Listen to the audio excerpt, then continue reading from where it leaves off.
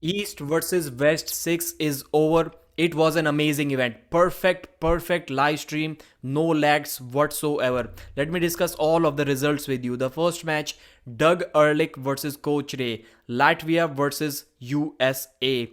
And in this match, most of the arm wrestling community expected that Coach Ray's experience is going to be way too much, but he did some silly mistakes. That was not high IQ level arm wrestling from Coach Ray. He tried to contain Doug Ehrlich without the straps. He just tried to curl him in every time, and Doug's top roll, his pronation, was way too much for Coach Ray. First round, he did that mistake. There was good opportunity for Coach Ray to slip in every single round. Instead of trying to reach forward and curl him in, he could have just slipped underneath. It was possible every single round, but Coach Ray was out there to prove a point, and he proved a point that do not let something like this get in your way. Try to win as efficiently as possible. Congratulations to Doug Ehrlich, 3-0 win in the end. Next match was Ahmet Yener from Turkey versus Robert Baxter from USA. Robert Baxter lost to Ahmet 3 pins to 0. It was a deep hook war. Robert Baxter had good pronation towards the end. Ahmet was getting him in a hook, bringing him close to him. He was tight in a hook. Then Ahmet was getting kings moved by Robert Baxter, but he still had good finger containment. That is something that he did not let go of, and it paid towards the end. There were some fouls, but towards the end it was convincing. Easy win for Ahmet Yener. Okay, let's talk about the next match now. These matches may not be in order, but I'm going to cover all 16 of the matches. Nurdalat Aidarkhan, current 75 kg WAF champion versus Mindaugas Teresitis. There was some moment where Mindaugas stopped the match, but he did not gain any pronation. Nurdalat's wrist was flat in every single round. He was hitting hard sideways. He was relentless, and he did not let go of any cup to let Mindaugas Teresitis pronate. So every time it was a side pressure hit, and every time he won. So 3-0 win for Nurdalat Aidarkhan over Mindaugas Teresitis. That was impressive. He showed why he's the defending champion of WAF 75 kg category, and now he's the 75 kg East versus West title holder as well. Chan Shaw versus David Arabuli. That match had a lot of expectations from both of the athletes. David was coming back off a break, 4 or 5 years break, but he did say that he has been training for a very long time. We saw that it is really difficult to hook Chan Shaw. David knew, so he didn't even try. He didn't even attempt to hook Chan Shaw. A hook arm wrestler was forced to top roll by Chan Shaw. This is how good Chan is against hook arm wrestlers. Round 1, Chan Shaw stared him in the eyes after top rolling him. He was not able to finish. David Arabuli was holding Chan Shaw like this near the pad, but Chan knew it is not enough from David Arabuli. He stood up, recoiled, and then hit again, and then he pinned David Arabuli. That's how Chan Shaw got his first pin, but that was a good 10 seconds war. After that, similar thing happened in the next round as well. This time again, David Arabuli went for the top roll. Chan Shaw was offensive. He got some hand control, and David Arabuli was holding him near the pad. Chance gave it many surges, but he couldn't finish David Arabuli. David then completely sacrificed his wrist, or it was taken by Chan Shaw. Then he got behind his shoulder and then pressed him to the pad. So that's how he won his second match. That was like Jerry Cadret, almost Jerry Cadret style flop pressing, and that worked for him. In the next round, it was Chance's last opportunity. This time he false started and pinned David Arabuli. Good option to open up your opponent's hand. Next time, again, it was an elbow foul. He pinned him with an elbow foul. The third time, it was again a false start. Then he pinned him. So second false start, which was a second foul as well. So it was 2-1 for David Arabuli. In the final round as well, same thing happened. Chan Shaw took his wrist, but David Arabuli stopped him without the wrist. And then he got behind his shoulder, and Chance's brachialis muscle trying to finish David like this with the top roll got taxed out. It got worn out, and not Georgi, I just watched that match. David Arabuli finished him with a press. Next up, we had FA Komek from Turkey versus Atbek Beket from Kazakhstan. FA Komek's top roll was way too much. This was probably the only big mismatch on this card. Beckett had absolutely nothing for FA's comeback. It was totally one-sided match. Now let's talk about Alijan Muratov versus Oleg Petrenko. Current 110 kg WAF champion, 110 kg plus WAF champion Alijan Muratov. I thought Oleg Petrenko is the favorite in this match, but the way Alijan Muratov blasted Oleg Petrenko with hook surges, he was really explosive, similar to what David Dadikian does on the table. He pinned him like 2-3 times. I thought it was a pin. The people watching, everyone thought that it was a pin. The commentators thought that it was a pin, but it was not given a pin. And after that, it was a foul on Oleg Petrenko. But then once again, he hooked him. Oleg Petrenko put the brakes on, but that was not enough. Then Alijan top rolled him. It was a mess. So it looked like by the time the first round ended, Alijan pinned him 4-5 times already. The next round, same thing. Alijan put him in a hook once again. He looks almost untop rollable. The way he starts, perfect start to get in a hook. And Oleg Petrenko's endurance did not seem to be enough. Once again, he gets him near the pad. And Oleg Petrenko does show some resistance. But then Alijan can also switch from hook to top roll. And he beat him in the second round as well. So the third, final round, once again, this time Oleg Petrenko almost got pinned. The commentators were saying that surely this is a pin, but the referees thought otherwise. Then Oleg Petrenko got the break. He brought him to the center, but then the side pressure surged just like it was destroying Oleg Petrenko's elbows. And it was once again way too much. Alijan Muratov 3-0 win. Next opponent, I don't know. If David Dadikian cuts to 105 kilos, then he can be his opponent. But at that weight, it seems like there is no competition for this young 25-year-old Kazakh guy. He's a monster. He's a monster. And he recently competed in WAF as well. So that's impressive. Then we have David Samushia versus Craig Tullier. Georgia versus USA. 85 kg world champion versus a 50-year-old American legendary arm wrestler. Craig Tullier cannot be number one in the world at this weight. This was a one-sided match, but Craig Tullier did as much as he can to not make it look like a one-sided match, because he was on the offensive. He did not give up. He did some elbow fouls when the match got stopped, but there is no way that he could have top rolled David Samushia. He did try to go outside, but he was curled in every time, and that's how David Samushia stayed patient. He was always confident. He was never panicking in the setup, and he composed himself and won the match 3-0 inside a hook every time. We have Gennady Quickvinia versus Farid Osmanli. That match happened towards the end, but I'll let you know the results of this match.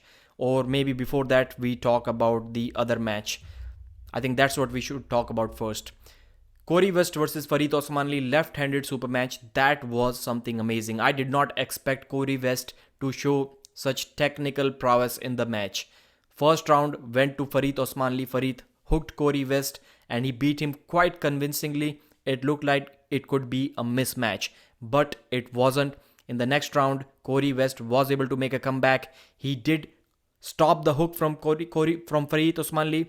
Then he got behind his shoulder and then pressed Farid to the pad. He was absolutely shaking. It took everything from Corey West, but he did commit to it really hard. He knew that there is no second option after that. He has to give it everything he has, and he was able to take Farid down to the pad. The next round, similar thing. He caught Farid's hook. Farid elbow fouled, I think. Then again, he caught his hook, and then he pressed him to the pad one more time. In the fourth round, Farid came with a surprise. This time he didn't go for a hook. He surprised Corey. He top rolled him straight to the pad. Corey was surprised. Corey was like, yeah, maybe it's over. Farid is injured or something. He was kind of taking it easy, but Farid top rolled. And the next time, it was really close. Corey West was already on a foul, and he was not able to go to the straps in the fifth round. Then he decided to absolutely dump his wrist, flop his wrist, and go for the slip. It worked. And then Farid Osmanli was also on a foul. So it was 2-2, and both were on one foul. So absolutely as close as it can get. And then once again, Corey West was able to stop him and press him to get the win, 3-2. That was a really good technical match. I really loved that match. So after some time after that, this match happened. Corey West versus Arif Artem. Corey West looked totally out of it. He was not interested. He kind of had an adrenaline dump, or at least he cannot get himself charged up to the same degree that he was in the first match. And Arif Artem just blasted him to the pad 3 times. He couldn't even get the slip. That's when he failed. Arif top rolled him every single time. Not that he opened his wrist, but it was kind of a high hook. Corey was trying to curl him in. It wasn't possible. Arif Artem with the 3-0 victory, and he was really, really charged up. It would have been amazing to see that match go to the straps. It would have been amazing to see that match when Corey was really fresh. His right arm was fresh, but his mindset, his cardiovascular system was not fresh probably. And the same thing happened to Gennady Quickvinia, happened to Farid Osmanli against Gennady Quickvinia as well.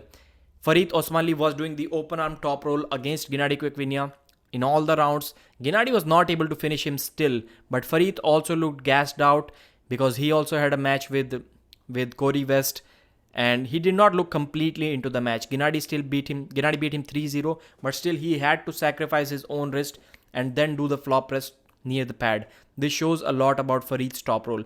Gennady was not able to beat him without that. Maybe if he was fresh, he could have dragged the match even longer. But I still believe Gennady would have won that match, but it would have been much, much more closer than that. That match went 3-0 to Gennady. I think Georgia had the perfect performance that day. So, Zurab Tavbaridze versus Curtis Cameron, pork chop.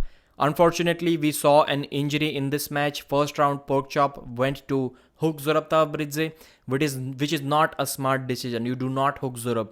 If John Brissing didn't do that, you also don't do that. So pork chop lost to Zurab in that first round in a hook. Second time, I think he tried to top roll somewhat, like if it was a half-hearted attempt, more of a high hook side pressure move. Then Zurab curled him in. He tried to go out. Then it was in a hook. And when as soon as pork chop was leaning back, Zurab's side pressure, his back pressure cupping was way too much, and pork chop detached his bicep tendon. So it was an injury. The match was stopped. The winner was Zurab Tavbaridze. After that, let's talk about the ladies match, the big women's title match. Super heavyweight #1 female arm wrestler in the world, Gabriela Vasconcelos was favorite coming into this match. First round, Barbora gains hand control in the straps. Gabby just doesn't care. She pronates and pushes her sideways. 1-0, easy, quick win for Gabby. Second round, same thing. It goes to the straps. Looks like an even slip. Barbora is slightly better in the slip. Inside the straps, same thing once again. Barbora gets hand control. Gabby doesn't care. She pronates and she pushes sideways with a win. 2-0 for Gabby. Looks like it is close. I'm thinking that Barbora needs 1 or 2 more years, but then something happens. The stylistic problem, just because Barbora is 6'2 and Gabby's like 5 feet tall, 5'1, it really showed in that match. Barbora was pronating. Gabby was near the pad. She was offensive, but there is no way that even after having a riser, Gabby is not tall enough to just press her to the pad. So Barbora was patient. She brought her back and she beat her. So it is 2-1 at this point. Gabby is still winning, but she is exhausted. Next round, Gabby is arguing with the referees. She wants the perfect setup, as she should, because she can see her title going away at this point of time. Engin Terzi did mention that if you want to beat Barbora, she's 22 years old, the time is now. She will be unbeatable in next year or two. And she turned out to be unbeatable this year as well, because in the next round, fourth round, similar thing happened. Gabriela tried to do something with her side pressure, but she ran out of space. She was not tall enough to press. Then Barbora was patient, brought her back and beat her. Same thing in the fifth round as well. Gabriela couldn't do anything at this moment. Barbora's pronation, her riser, her height of her arm was way too much, and she beat Gabby 3-2. And she immediately cried. Immediately, as soon as she pinned her, I guess right after the strap was taken off, she immediately burst into tears. That's how emotional she got after winning this match. She wanted it real bad, just like Gabby wanted it real bad last time against Agile Vechkute. Same thing was for this young girl, 6'2", 275 pounds, already a world champion. I think she's going to be the best, strongest female arm wrestler that the world has ever seen. Big kudos to the young lady. So Corey West, Arif Artem, we already talked about this match. Rustam Babayev versus Paul Lin. That was an interesting and surprising match. So round 1, inside the straps, Rustam Babayev versus Paul Lin. Paul Lin goes for the top roll, 95 kg right arm title match for East versus West. Paul Lin goes for the top roll. Rustam just curls Paul Lin in. there is an elbow foul on Paul Lin. The restart happens. Paul again goes for the top roll. Rustam curls him in and beats him. At this point, it looks like Rustam's finger containment is just unheard of. Like, it is really, really extremely difficult to top roll. I was talking with Engin and I was like, Engin, is it possible for anyone? Like, is it possible for Paul to attempt the top roll? Because hook may not work. And Engin, it was like, nope, it is not possible to top roll Rustam. It is extremely difficult. It is like a suicide trying to do that. And we have seen Hermes Gasparini top rolls Rustam here. Tim Bresnan top rolls Rustam here. You cannot top roll Rustam right in the center. That's the problem. Second round, Paul tries same thing, gets curled in with fingers. He was not even shooting for the hook. He was just curling him in and then beating him. So 2-0 Paul Lin, 2-0 Rustam Babayev. Then Paul Lin goes for the hook. He goes for the plan B and plan B worked. What happened is that the match stopped right in center for a few seconds and then just something was shaking here and Rustam Babayev tore his pectoral muscle trying to beat Paul Lin in a hook. Paul Lin is a beast. That hook was really strong. That hook was really explosive. Rustam did not get the opportunity to set his power. And Paul Lin is faster. He's more explosive than Rustam. Wow, that was amazing. So unfortunately, Rustam got injured and Paul Lin couldn't really celebrate his victory. So he is now officially the 95 kg East versus West champion after the injury. Ongarbayev versus Monster Michael Todd. Michael Todd disappointed me in this match big time. He disappointed me big time because first round he won kind of comfortably. Ongarbayev inside the straps. Michael had the buckle. There were many times where Ongarbayev was very close to the pad.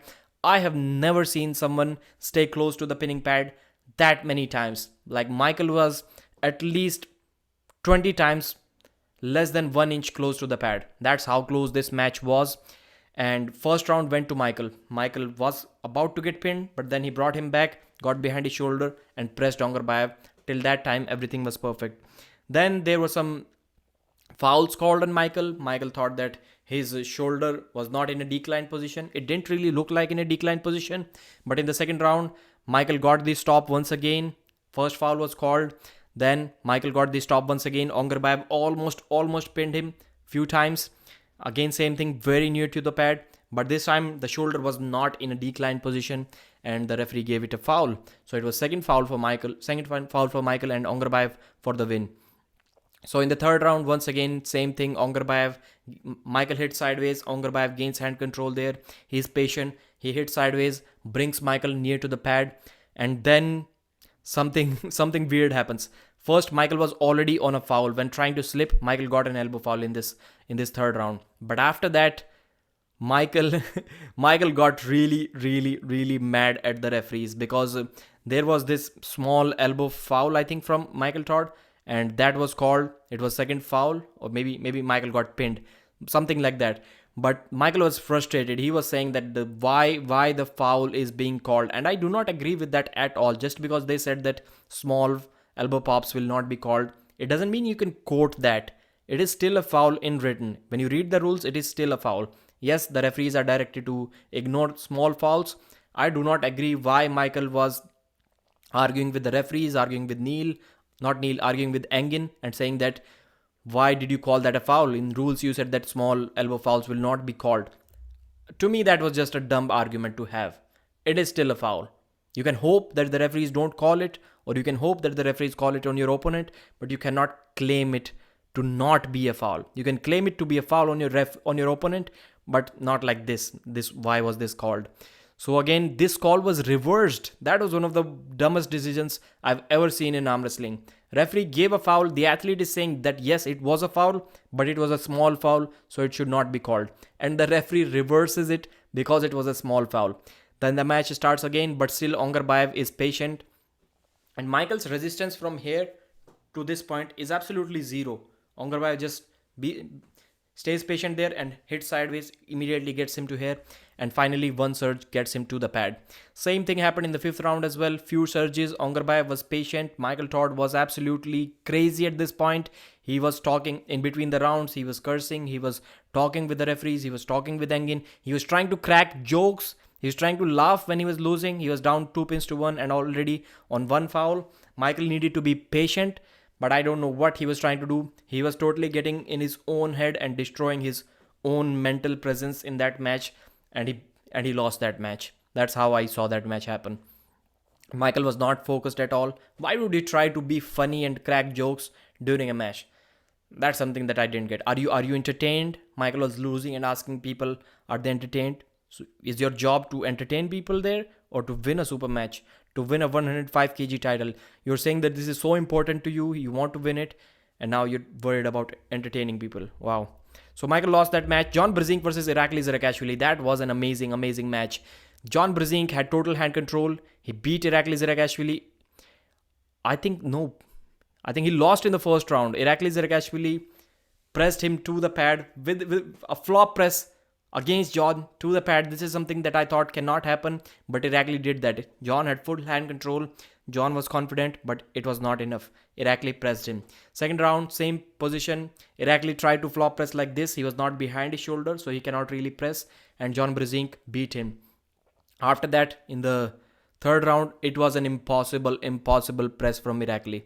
John had full control. John was this, like this. He was about to finish, but somehow, magically, Irakli did just one push. Just with a single push, John was brought down to the pad.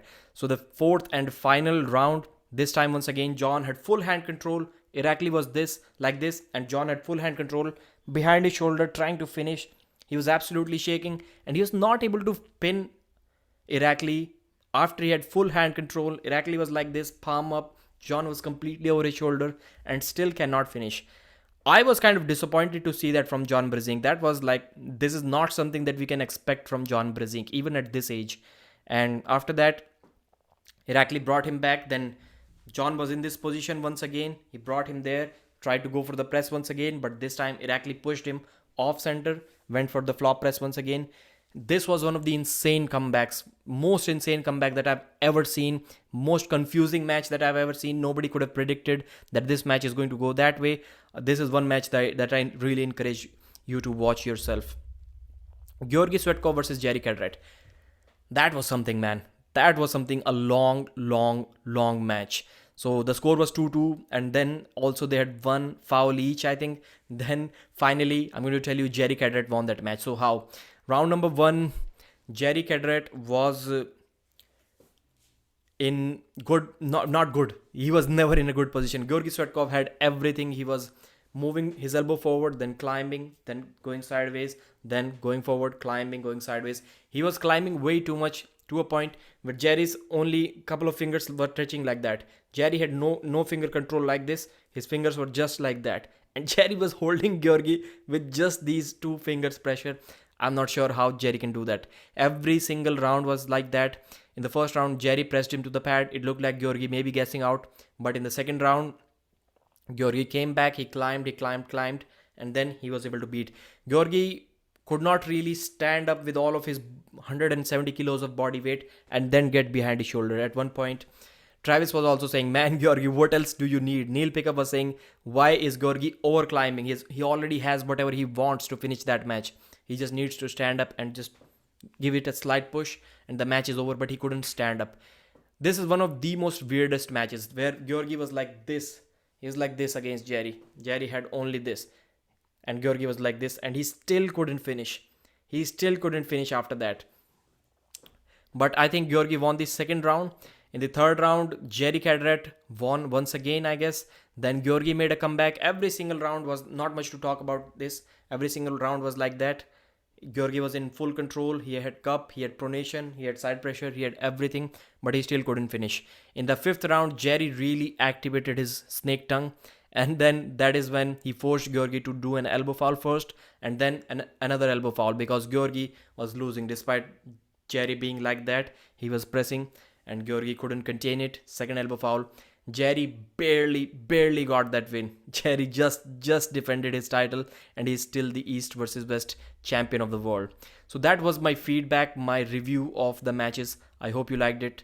Thank you. Subscribe to the channel, like the video, share it with your friends who wants to see the results. Thanks, brother.